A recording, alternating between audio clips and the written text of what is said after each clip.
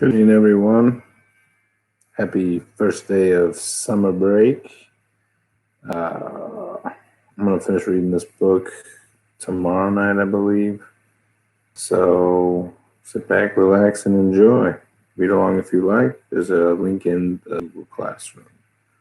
So we're almost to the end of chapter 7. A lot's happened. Silas has gone away and disappeared. He's battling some kind of enemy in Krakow. And Bod has joined forces with Scarlet to do a little research on the death of his parents. While doing that, he discovers that Mr. Frost, Scarlet's friend, who she met in the graveyard, is actually the man Jack, who murdered his parents and has moved into his old house, lying in wait for 14 years to get him. So Bod he faded, he turned invisible and escaped by locking the man Jack in his nursery room. And when he and Scarlet went to leave the house, Jack's friends were outside. So it's a very tense point in the novel. So let's jump right back in. Walk faster, said Bod. They're all looking at you, but don't run. Who are they? Asked Scarlet quietly. I don't know, said Bod. They all felt weird, like they weren't properly people. I want to go back and listen to them. Of course they're people, said Scarlet, and she walked up the hill as fast as she could without actually running, no longer certain that Bod was by her side. The 4 men stood at the door to number 33. I don't like this, said the big man with the bold neck. You don't like this, Mr. Tar? Said the white-haired man. None of us like it. All wrong. Everything's going wrong. Krakow's gone. They aren't answering. And after Melbourne and Vancouver, said the man with the mustache, for all we know, we 4 are all that's left. Quiet, please, Mr. Ketch, said the white-haired man. I'm thinking. Sorry, sir, said Mr. Ketch, and he patted his mustache with one gloved finger, looking up the hill and down again, and whistled through his teeth. I think we should go after her, said the bull-necked man, Mr. Tar. I think you people should listen to me, said the white-haired man. He said quiet, and what I meant was quiet. Sorry, Mr. Dandy, said the blond man. They were quiet. In the silence, they could hear the thumping sounds coming from high inside the house. I'm going in, said Mr. Dandy. Mr. Tar, you're with me. Nimble and Ketch, get the girl. Bring her back. Dead or alive, said Mr. Ketch. Asked Mr. Ketch with a smug smile. Alive, you moron, said Mr. Dandy. I want to know what she knows. Maybe she's one of them, said Mr. Tar. The ones who done for us in Vancouver and Melbourne, and get her, said Mr. Dandy. Get her now. The blond man and the hat and mustache hurried up the hill. Mr. Dandy and Mr. Tar stood outside the door to number 33. Force it, said Mr. Dandy. Mr. Tar put his shoulder against the door and began to lean his weight on it. It's reinforced, he said. Protected. Mr. Dandy said, nothing one Jack can do that another can't fix. He pulled off his glove, put his hand against the door, muttered something in a language older than English. Now try it, he said. Tar leaned against the door, grunted and pushed. This time the lock gave and the door swung open. Nicely done, said Mr. Dandy. There was a crashing noise from far above them, up at the top of the house. The man Jack met them halfway down the stairs. Mr. Dandy grinned at him without any humor, but with perfect teeth. Hello, Jack Frost, he said. I thought you had the boy. I did, said the man Jack. He got away. Again? Jack Dandy's smile grew wider and chillier and even more perfect. Once is a mistake, Jack. Twice is a disaster. We'll get him, said the man Jack. This ends tonight. It had better, said Mr. Dandy. He'll be in the graveyard, said the man Jack. 3 men hurried down the stairs. The man Jack sniffed the air. He had the scent of the boy in his nostrils, prickle at the nape of his neck. He felt like all this had happened years before. He paused, pulled on his long black coat, which had hung in the front hall, incongruous beside Mr. Frost's tweed jacket and fawn mackintosh. The front door was open to the street, and the daylight had almost gone. This time the man Jack knew exactly which way to go. He did not pause, but simply walked out of the house and hurried up the hill towards the graveyard. The graveyard gates were closed when Scarlet reached them. Scarlet pulled at them desperately, but the gates were locked for the night, and then Bod was beside her. "You know where the key is?" she asked. "We don't have time," said Bod. He pushed close to the metal bars. "Put your arms around me." "What?" "Just put your arms around me and close your eyes." Scarlet stared at Bod, as if daring him to try something, but she held him tightly and screwed her eyes shut. "Okay." Bod leaned against the bars of the graveyard. They counted as part of the graveyard, and he hoped that his freedom of the graveyard might possibly just this time cover other people too. And then, like smoke, Bod slipped through the bars. "You can open your eyes," he said. She did. "How did you do that?" "This is my home," he said. "I can do things here." The sound of shoes slapping against the pavement, and two men were on the other side of the gates, rattling them, pulling at them. "Hello," said Jack Ketch with a twist of his mustache, and he smiled at Scarlet through the bars like a rabbit with a secret. He had a black silk cord tied around his left forearm, and now he was tugging at it with his gloved right hand. He pulled it off his arm and into his hand, testing it, running it from hand to hand, as if he was about to make a cat's cradle. "Come on out, girlie. It's all right. No one's going to hurt you. I just need you to answer some questions," said the big blond man, Mr. Nimble. "We're on official business." He lied. There was nothing official about the Jacks of all trades, although there had been Jacks in government and in police forces and in other places besides. "Run," said Bot to Scarlet, pulling on her hand. She ran. "Did you see that?" said the Jack they called Ketch. "What?" "I saw somebody with her, a boy." "The boy?" asked Jack the Nimble. "How would I know? Here, give me a hand up." The bigger man put his hands out, linked them to make a step, and Jack Ketch's black-clad foot went into it, lifted up. He scrambled onto the top of the gates and jumped down to the drive, landing on all fours like a frog. He stood up, said, "Find another way in. I'm going after them." And he sprinted off up the winding path that led into the graveyard. Scarlet said, "Just tell me what you're doing." "What we're doing." Bob was walking fast through the twilit graveyard, but he was not running, not yet. "How do you mean?" "I think that man wanted to kill me. Did you see how he was playing with that black cord?" "Sure he does. That man Jack, you're Mr. Frost. He was going to kill me. He's got a knife." "He's not my Mr. Frost." "Well, I suppose he is, sort of. Sorry. Where are we going?" "First we put you somewhere safe, then I deal with them." All around Bod, the inhabitants of the graveyard were waking and gathering, worried and alarmed. "Bod," said Caius Pompeius, "what is happening?" "Bad people," said Bod. "Can our lot keep an eye on them? Let me know where they are at all times. We have to hide Scarlet. Any ideas?" "The chapel crypt," said Thackeray Porringer. "First place they'll look." "Who are you talking to?" asked Scarlet, staring at Bod as if he had gone mad. Caius Pompeius said, "Inside the hill." Bod thought, "Yes, good call. Scarlet, do you remember the place where we found the Indigo Man?" "Kind of. A dark place. I remember there wasn't anything to be scared of. I'm taking you up there." They hurried up the path. Scarlet could tell that Bod was talking to people as he went. Could only hear his side of the conversation. It was like hearing someone talk on the phone, which reminded her, "My mom's going to go spare." She said, "I'm dead." "No," said Bod, "you're not. Not yet. Not for a long time." Then to someone else, "Two of them, now. Together?" "Okay." They reached the Frobisher mausoleum. The entrance is behind the bottom coffin in the left. Bod said, "If you hear anyone coming and it's not me, go straight down into the very bottom. Do you have anything to make a light?" "Yeah, a little LED thing on my keyring." "Good." He pulled open the door to the mausoleum. "Be careful. Don't trip or anything." "Where are you going?" asked Scarlet. "This is my home," said Bob. "I'm going to protect it." Scarlet squeezed the LED keyring and went down on her hands and knees. The space behind the coffin was tight, but she went through the hole into the hill and pulled the coffin back as best she could. In the dim LED light, she could see stone steps. She stood upright and, hand on the wall, walked down 3 steps, then stopped and sat, hoping that Bod knew what he was doing. And she waited. Bod said, Where are they now? His father said, one fellow's up by the Egyptian walk looking for you. His friend's waiting down by the alley wall.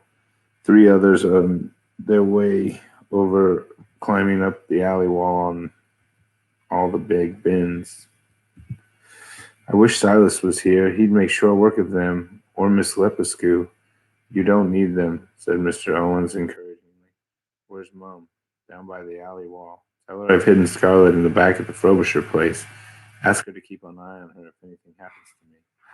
Bod ran through the darkened graveyard. The only way into the northwest part of the graveyard was through the Egyptian walk, and to get there he would have to go past the little man with the black silk rope, the man who was looking for him and who wanted him dead.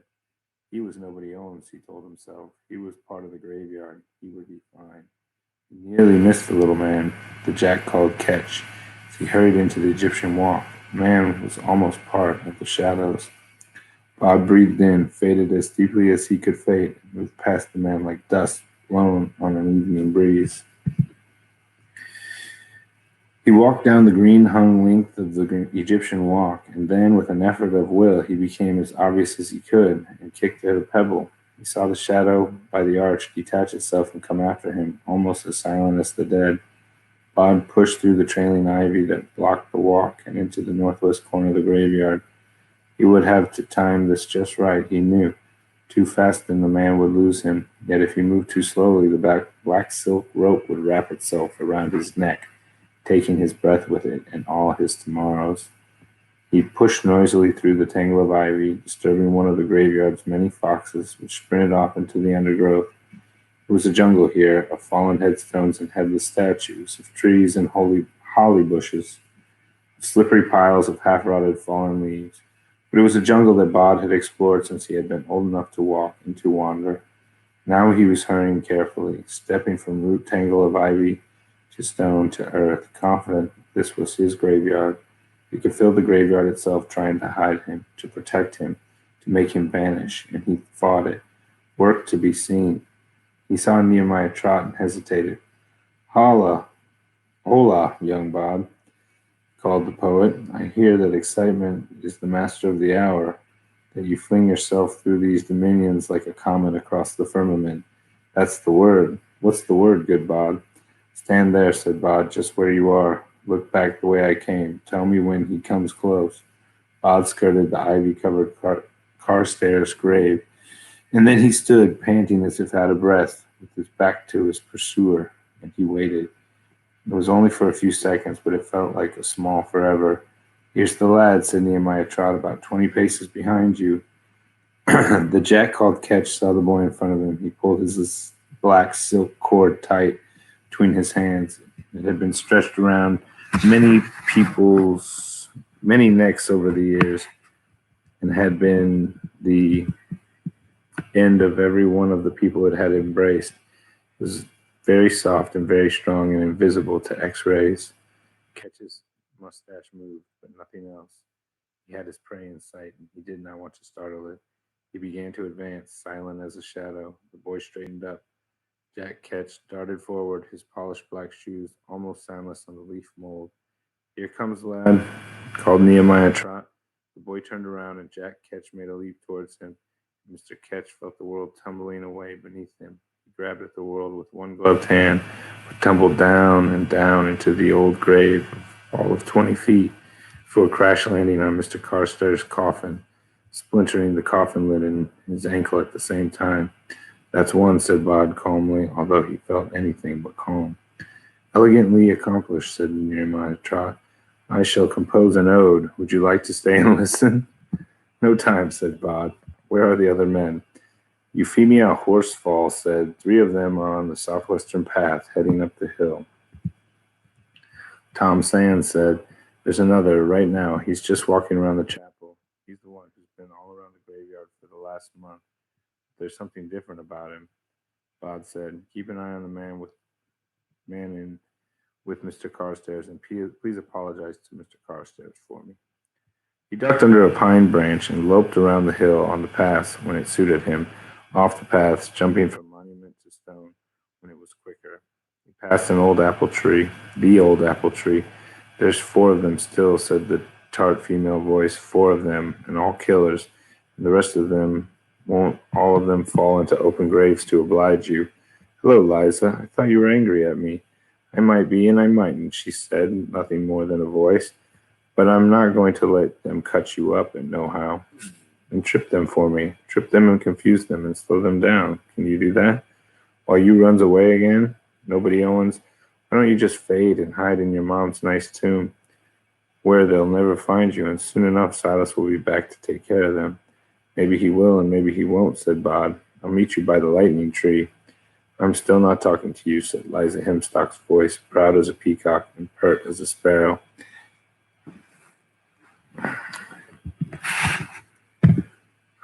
Actually, you are. I mean, we're talking right now.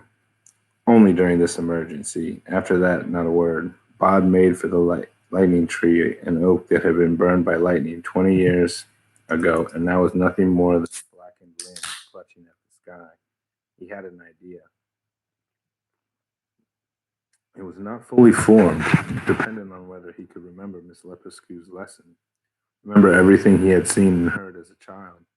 It was harder to find the grave than he had expected, even looking for it, but he found it, an ugly grave tipped at an odd angle, its stone topped by a headless, water-stained angel that had the appearance of a gargantuan fungus. It was only when he touched it and felt the chill that he knew for certain.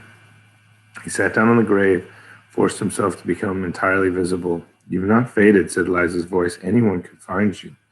Good. I want them to find me. More know Jack Fool than Jack Fool knows, said Liza. The moon was rising. It was huge now and low in the sky. Bod wondered if it would be overdoing it if he began to whistle.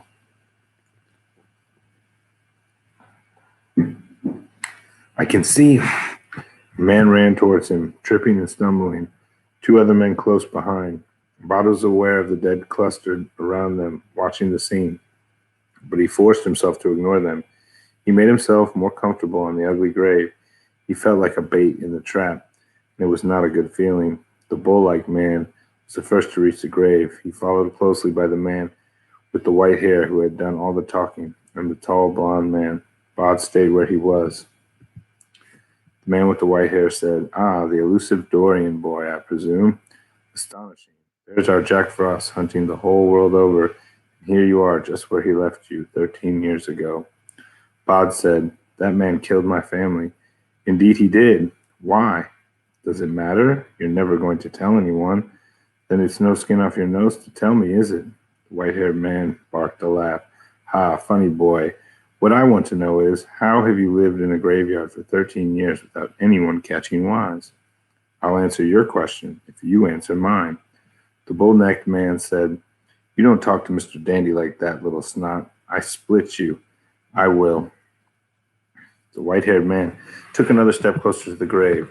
Hush, Jack Tar. All right, an answer for an answer. We, my friends, and I, are members of the fraternal organization known as the Jacks of all trades, or the Knaves, or by many other names. We go back an extremely long way. We remember things that most people have forgotten, the old knowledge. Bod said, Magic. You know a little magic. The man nodded agreeably. If you want to call it that, but it is a very specific sort of magic. There's a magic you take from death. Something leaves the world, something else comes into it. You killed my family for what? For magic powers? That's ridiculous. No, we killed you for protection. Long time ago, one of our people, this was back in Egypt, in pyramid days, he foresaw that one day there would be a child born who would walk the borderline between the living and the dead, that if this child grew to adulthood, it would mean the end of our order, and we all stand for. And we had people casting nativities before London was a village. We had your family in our sights before New York, and we sent what we thought was the best and the sharpest and the most dangerous of all the Jacks to deal with you, to do it properly, so we could take all the bad juju and make it work for us instead, and keep everything tickety-boo for another 5,000 years. Only he didn't. Bod looked at the 3 men. So where is he? Why isn't he here?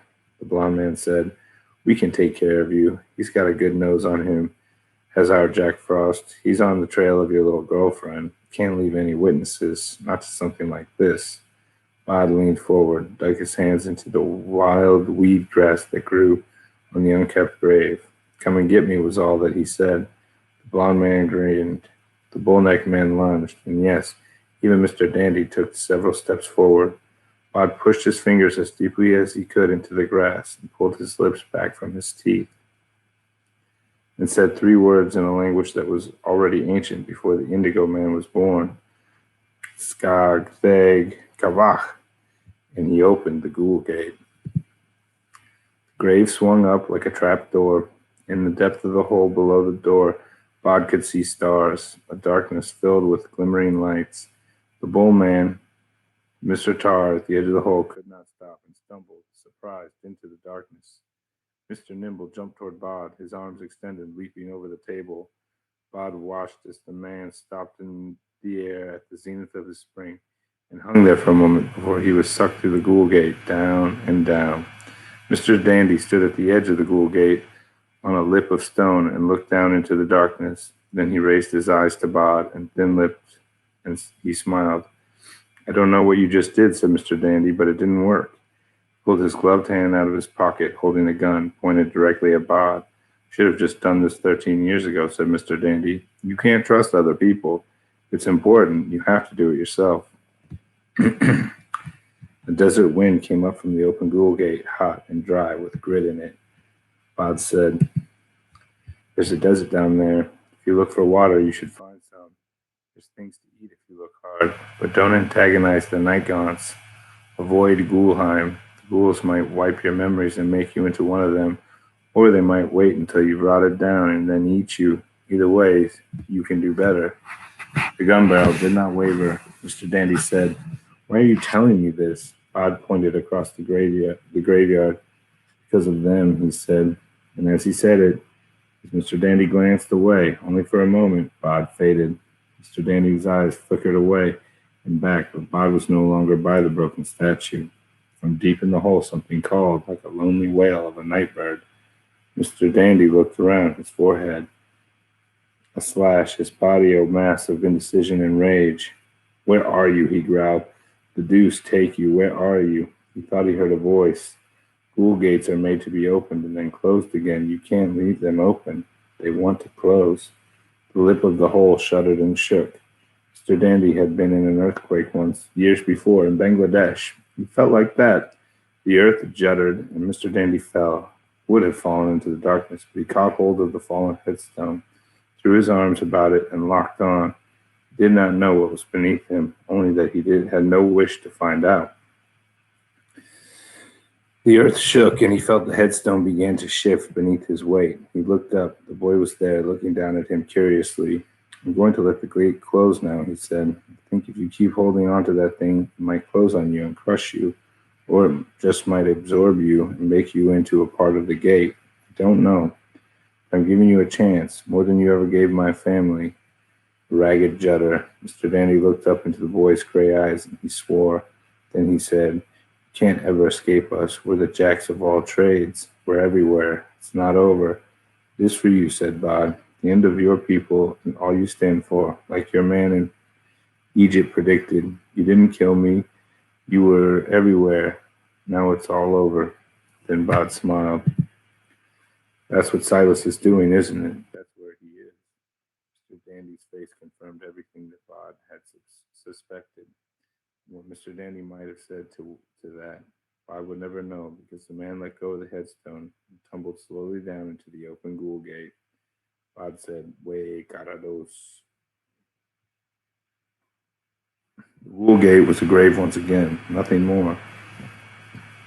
Something was tugging at his sleeve. Fortinbras Bartleby looked up at him. "Bod, the man by the chapel, he's going up the hill." The man Jack followed his nose. He had left the others, not least because the stink of Jack Dandy's cologne made finding anything subtler impossible. He could not find the boy by scent, not there. The boy smelled like the graveyard, but the girl smelled like her mother's house, like the dab of perfume she had touched to her neck before school that morning. She smelled like a victim, too, like fear sweat, thought Jack, like his quarry. And wherever she was, the boy would be too, sooner or later. His hand closed around the handle of his knife, and he walked up the hill. It was almost at the top of the hill when it occurred to him, a hunch he knew was the truth, that Jack Dandy and the rest of them were gone. Good, he thought. There's always room at the top. The man Jack's own wise rise through the order had slowed and stopped after he had failed to kill all of the Dorian family. It was as if he had no longer been trusted. Now, soon everything would change. At the top of the hill, the man Jack lost the girl's scent. He knew she was near. He retraced his steps. Almost casually, caught her perfume again about 50 feet away, beside a small mausoleum with a closed metal gateway. Pulled on the gate, and it swung wide. Her scent was strong now. He could smell that she was afraid. He pulled down the coffins one by one from their shelves and let them clatter onto the ground, shattering the old wood, spilling their contents onto the mausoleum floor. No, she was not hiding in any of those. Then where? He examined the wall, solid. He went down on his hands and knees, pulled the last coffin out, and reached back. His hand found an opening. Scarlet, he called, trying to remember how he would have called her name when he was Mr. Frost. He could not even find that part of himself any longer. He was the man Jack now, and that was all he was. On his hands and knees, he crawled through the hole in the wall. When Scarlet heard the crashing noise from above, she made her way carefully down the steps, her left hand touching the wall, her right hand holding the little LED keyring, which cast just enough light to allow her to see where she was placing her feet. She made it to the bottom of the stone steps and edged back into the open chamber, her heart thumping. She was scared, scared of nice Mr. Frost and his scarier friends, scared of this room and its memories, even if she were honest, a little afraid of Bob. He was no longer a quiet boy with mystery, a link to her childhood. He was something different, something not quite human. She thought, I wonder what Mom's thinking right now. She'll be phoning Mr. Frost's house over and over to find out when I'm going to get back, she thought. If I get out of this alive, I'm going to force her to get me a phone. It's ridiculous. I'm the only person in my year who doesn't have her own phone, practically. She thought, I miss my mom. She had not thought anyone human could move that silently through the dark, but a gloved hand closed upon her mouth, and a voice that was only barely recognizable as Mr. Frost said without emotion, do anything clever, do anything at all, and it will cut your throat. Not if you understand me. She nodded. Bod saw the chaos on the floor of the Frobisher Mausoleum, the fallen coffins with their contents scattered across the aisle. There were many Frobishers and Frobishires and several Pettifers, all in various states of upset and consternation. He is already down there, said Ephraim. Thank you, said Bod. He clambered through the hole into the inside of the hill, and he went down the stairs. Bod saw as the Dead Sea. He saw the steps. He saw the chamber at the bottom. And when he got halfway down the steps, he saw the man Jack holding Scarlet. He had her arm twisted up behind her back, and a large, wicked, boning knife at her neck. The man Jack looked up into the darkness. Hello, boy, he said. Bod said nothing. He concentrated on his fade, took another step. I think I can't see you, said the man Jack, and you're right, I can't, not really. I can smell your fear, and I can hear you move and hear you breathe. And now that I know about your clever vanishing trick, I can feel you. Say something now. Say it so I can hear it, or I start to cut little pieces of our young lady friend. Do you understand me? Yes, said Bod, his voice echoing in the chamber room. I understand. Good, said Jack. Now come here, let's have a little chat. Bob began to walk down the steps. He concentrated on the fear, on raising the level of panic in the room, making the terror something tangible. Stop that, said the man Jack. Whatever it is you're doing, don't do it. Bob let it go. You think, said Jack, that you can do your little magics on me? Do you know what I am, boy? Bob said, you're a Jack. You killed my family, and you should have killed me. Jack raised an eyebrow. He said, I should have killed you? Oh, yes. The old man said that if you let me grow to adulthood, your order would be destroyed. I did. You failed, and you lost. My order goes back before Babylon. Nothing can harm it. They didn't tell you, did they? Bod said, standing 5 paces from the man Jack. Those four, they were the last of the Jacks. What was it, Krakow and Vancouver and Melbourne? All gone. Scarlet said, please, Bod, make him let me go. Don't worry, said Bod with a calm he did not feel. He said to Jack, there's no point in hurting her. There's no point in killing me. Don't you understand? There isn't even an order of Jacks of all trades. Not anymore. Jack nodded thoughtfully. If this is true, said Jack, if I am now a Jack all alone, then I have an excellent reason for killing both of you. Bod said nothing. Pride, said the man Jack. Pride in my work. Pride in finishing what I began. And then he said, what are you doing? Bod's hair prickled. He could feel a smoke tendril presence twining through the room. He said, it's not me. It's the Sleer. It guards the treasure that's buried here. Don't lie. Scarlet said, he's not lying. It's true. Jack said, true? Buried treasure? Don't make me. The Sleer guards the treasure for the master. Who said that? Said the man Jack, looking puzzled. You heard it, asked Bob, puzzled. I heard it. Yes, said Jack. Scarlet said, I didn't hear anything. The man Jack said, what is this place, boy? Where are we? Before Bod could speak, the Sleer's voice spoke, echoing through the chamber. This is the place of the treasure. This is the place of power. This is where the Sleer guards and waits for its master to return. Bod said, Jack? The man Jack tilted his head on one side. He said, it's good to hear my name in your mouth, boy. If you'd used it before, I could have found you sooner. Jack, what was my real name? What did my family call me? Why should that matter to you now? Bod said, Sleer told me to find my name. What was it? Jack said, let me see. Was it Peter or Paul or Roderick? You look like a Roderick. Maybe you were a Stephen. He was playing with the boy. You might as well tell me. You're going to kill me anyway, said Bod. Jack shrugged and nodded in the darkness, as if to say, obviously. I want you to let the girl go, said Bod. Let Scarlet go. Jack peered into the darkness and then said, that's an altar stone, isn't it? I suppose so. And a knife, and a cup, and a brooch. He was smiling now, in the darkness. Bod could see it on his face, a strange, delighted smile that seemed out of place on that face, a smile of discovery and of understanding.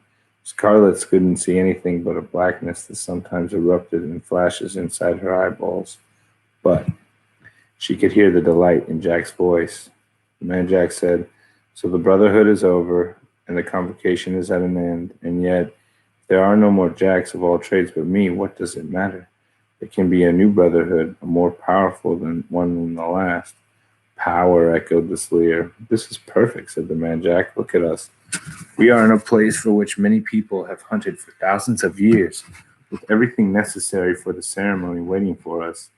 It makes you believe in Providence, doesn't it? Or in the massed prayers of all the Jacks who have gone before us, that at our lowest ebb we are given this. Bod could feel the Sleer listening to Jack's words, could feel a low susurrus of excitement building in the chamber. The man Jack said, I'm going to put out my hand, boy. Scarlet, my knife is still at your throat. Do not try and run when I let go of you. Boy, you will place the cup and the knife and the brooch in my hand. The treasure of the Sleer, whispered the triple voice. It always comes back. We guard it for the master. Bod bent down, took the objects from the altar stone, put them on Jack's open gloved hand. Jack grinned. Scarlet, I'm going to release you. When I take the knife away, I want you to lie face down on the ground with your hands behind your head. Move or try anything, and I will kill you painfully. Do you understand? She gulped. Her mouth was dry, but she took one shaky step forward. Her right arm, which was been twisted up into the small of her back, was now numb. She felt only pins and needles in her shoulder. She lay down. Her cheek rested on the packed earth. We are dead, she thought. It was not even tinged with emotion. It felt as if she were watching something happening to other people, a surreal drama that had turned into a game of murder in the dark. She heard the noise of Jack taking hold of Bod. Bod's voice said, let her go. The man Jack's voice. If you do everything I say, I won't kill her. I won't even hurt her. I don't believe you. She can identify you. No, the adult voice seemed certain. She can't. And then it said, 10,000 years, and the knife is still sharp. The admiration in the voice was palpable. Boy, go and kneel on the altar of stone. Hands behind your back now. It has been so long, said the Sleer. All Scarlet heard was a slithering noise, as if enormous coils were winding around the chamber. But the man Jack heard, You want to know your name, boy, before I spill your blood on the stone? Bod felt the cold of the knife at his neck. In that moment, Bod understood. Everything slowed. Everything came into focus. I know my name, he said. I'm nobody knows. That's who I am. And kneeling on the cold altar stone, it all seemed very simple. Sleer, he said to the chamber, do you still want a master? The Sleer guards the treasure until the master returns. Well, said Bod, haven't you finally found the master you've been looking for? He could sense the Sleer. He could sense the Sleer writhing and expanding, hearing a noise like a scratching of 1,000 dead twigs, as if something huge and muscular were snaking its way around the inside of the chamber. And then, for the first time, Bod saw the Sleer. Afterwards, he was never able to describe what he had seen. Something huge, yes, something with the body of an enormous snake, but with the head of a what? There were three of them, three heads, three necks. The faces were dead, as if someone had constructed dolls from parts of corpses of humans and of animals, and the faces were covered in purple patterns, tattooed in swirls of indigo, turning the dead faces into strange, expressive, monstrous things. The faces of the Sleer nuzzled the air about Jack tentatively, as if they wanted to stroke or caress him. What's happening? Said Jack. What is it? What does it do? It's called the Sleer. It guards the place. It needs a master to tell it what to do, said Bod. Jack hefted the flint knife in his hand. Beautiful, he said to himself, and then, of course it's been waiting for me, and yes, obviously I am its new master. Sleer encircled the interior of the chamber. Master, it said, like a dog who had waited patiently for too long. It said master again, as if testing the word to see how it tasted, and it tasted good. So it said one more time, with a sigh of delight and longing, Master? Jack looked down at Bod. 13 years ago I missed you. And now we are reunited. The end of one order, the beginning of another. Goodbye, boy. With one hand he lowered the knife to the boy's throat. The other hand held the goblet. Bod, said Bod. Not boy, Bod. He raised his voice. Sleer, he said, what will you do with your new master? The Sleer sighed. We will protect him until the end of time. The Sleer will hold him in its coils forever and never let him endure the dangers of the world. Then protect him, said Bod. Now, I am your master. You will obey me, said the man Jack. The Sleer has waited so long, said the triple voice of the Sleer triumphantly, so long a time. Began to loop its huge, lazy coils around the man Jack. The man dropped the goblet. Now he had a knife in each hand, a flint knife and a knife with a black bone handle, and he said, Get back, keep away from me, don't get any closer. He slashed out with the knife as the Sleer twined around him, and then a huge crushing movement engulfed the man Jack in its coils. Bod ran over to Scarlet and helped her up. I want to see, she said. I want to see what's happening. She pulled out her LED light and turned it on. What Scarlet saw was not what Bod saw. She did not see the Sleer, and that was a mercy. She saw the man Jack, though. Her face saw the fear on his face, which made him look like Mr. Frost had once looked. In his terror, he was once more the nice man who had driven her home. He was floating in the air 5, then 10 feet above the ground, slashing wildly at the air with two knives, trying to stab something she could not see in a display that was obviously having no effect. Mr. Frost, the man Jack, whoever he was forced away from them, pulled back until he was spread-eagled, arms and legs wild, and flailing against the side of the chamber wall. It seemed to Scarlet that Mr. Frost was being forced through the wall, pulled into the rock, and was being swallowed up by it. Now there was nothing visible but a face, and he was shouting wildly, desperately, shouting at Bod to call the thing off, to save him, please, please. And then The man's face was pulled through the wall, and the voice was silenced. Bod walked back to the stone altar, picked up the stone knife and the goblet and the brooch from the ground, and replaced them where they belonged. He left the black metal knife where it fell. Scarlet said, I thought you said the Sleer couldn't hurt people. I thought all it could do was frighten us. Yes, said Bod, but it wanted a master to protect.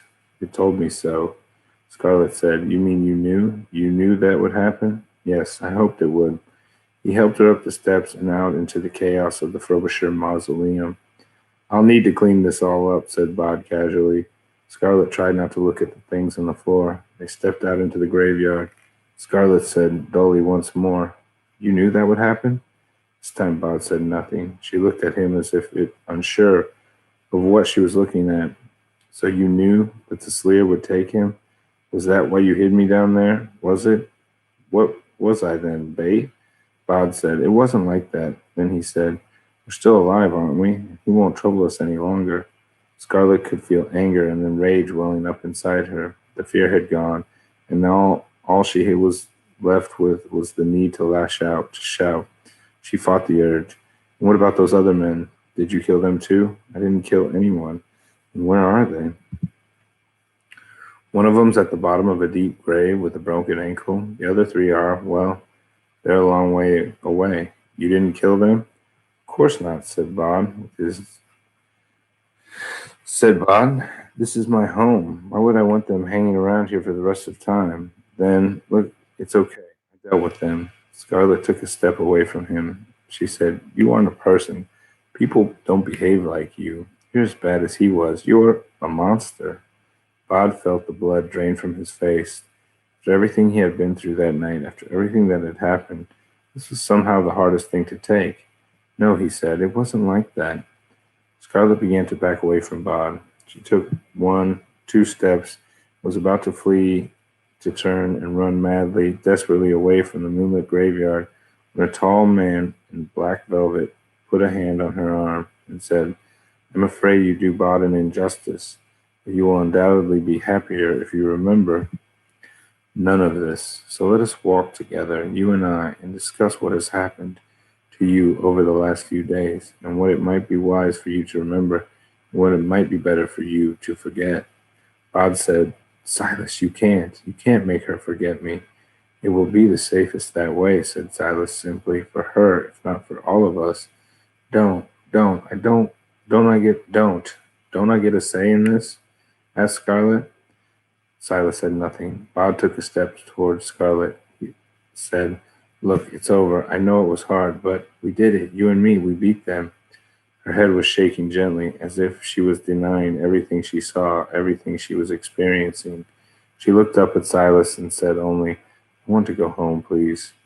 Silas nodded. He walked with the girl down the path that would eventually lead them both out of the graveyard. Bod stared at Scarlet as she walked away, hoping that she would turn and look back, that she would smile or just look at him without fear in her eyes. But Scarlet did not turn. She simply walked away. Bod went back into the mausoleum. He had to do something, so he began to pick up the fallen coffins to remove the debris and replace the tangle of tumbled bones into the coffins.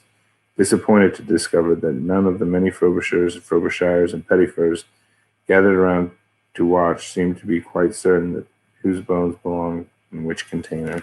A man brought Scarlet home later. Scarlet's mother could not remember quite what he had told her, although disappointingly she learned that nice Jay Frost had unavoidably been forced to leave town. The man talked with them in the kitchen about their lives and their dreams. By the end of the conversation, Scarlet's mother had somehow decided that they would be returning to Glasgow. Scarlet would be happy to be near her father, to see her old friends again. Silas left the girl and her mother talking in the kitchen, discussing the challenges of moving back to Scotland with Nuna, promising to buy Scarlet a phone of her own. They barely remembered that Silas had even been there, which was the way he liked it. Silas returned to the graveyard and found Bod sitting in the amphitheater by the obelisk, his face set. How is she? I took her memory, said Silas. They will return to Glasgow. She has friends there. How could you make her forget me? Silas said, People want to forget the impossible. It makes their world safer. Bod said, I liked her. I'm sorry. Bod tried to smile, but he could not find a smile inside himself.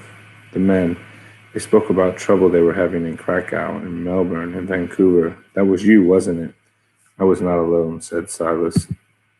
Miss Lupescu, said Bod, then seeing the expression on his guardian's face. Is she all right? Silas shook his head, and for a moment his face was terrible for Bod to behold. She fought bravely. She fought for you, Bod.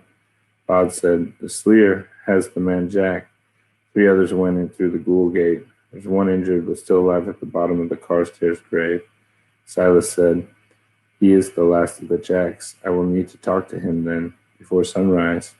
The wind that blew across the graveyard was cold, but neither the man nor the boy seemed to feel it. Bod said, she was scared of me. Yes, but why? I saved her life. I'm not a bad person, and I'm just like her. I'm alive too. Then he said, how did Miss Lupescu fall? Bravely, said Silas, in battle, protecting others. Bod's eyes were dark. You could have brought her back here, buried her here. Then I could have talked to her. Silas said that was not an option. Bod felt his eyes stinging. He said, she used to call me Nimini. No one will ever call me that again. Silas said, shall we go and get your food for you? We? You want me to come with you out of the graveyard? Silas said, no one is trying to kill you, not right now. There are a lot of things they are not going to be doing, not any longer. So yes, what would you like to eat? Bod thought about saying that he wasn't hungry, but that simply was not true. He felt a little sick and a little lightheaded, but he was starving. Pizza, he suggested. They walked through the graveyard, down to the gates. As Bod walked, he saw the inhabitants of the graveyard, but they let the boy and his guardian pass them without a word. They only watched. Bod tried to thank them for their help, to call out his gratitude, but the dead said nothing. The lights of the pizza restaurant were bright, brighter than Bod was comfortable with. He and Silas sat near the back, and Silas showed him how to use a menu, how to order food. Silas ordered a glass of water and a small salad for himself, which he pushed around the bowl with his fork, but never actually put to his lips. Bod ate his pizza with his fingers and enthusiasm. He did not ask questions. Silas would talk in his own time, or he would not. Silas said, we had known of them, of the Jacks, for a long, long time, but we knew of them only from the results of their activities. We suspected that there was an organization behind it, but they hid too well. And then they came after you, and they killed your family, and slowly I was able to follow their trail. Is we, you, and Miss Lupescu? Asked Bod. Us and others like us. The honor guard, said Bod. How did you hear about? Said Silas then. No matter. Little pitchers have big ears, as they say. Yes, the honor guard. Silas picked up his glass of water. He put the water glass to his lips, moistened them, then put it down on the polished black tabletop. The surface of the tabletop was almost mirrored, and had anyone cared to look, they might have observed that the tall man had no reflection. Bod said, so now you're done? Done with all this? Are you going to stay? I gave my word, said Silas. I am here until you are grown. I'm grown, said Bod. No, said Silas. Almost. Not yet. Put a 10-pound note down on the tabletop. That girl, said Bod. Scarlet. Why was she so scared of me, Silas? But Silas said nothing. The question hung in the air as the man and the youth walked out of the bright pizza restaurant into the waiting darkness, and soon enough they were swallowed by the night. All right. Long chapter. Only one more left. I think it's about 12 pages. So we'll finish up tomorrow night. Thank you for continuing to read with me. I really appreciate that. We'll finish tomorrow. Hope you guys are having a good first day of summer break. Take care of yourselves and your families, and please keep reading. Have a good night.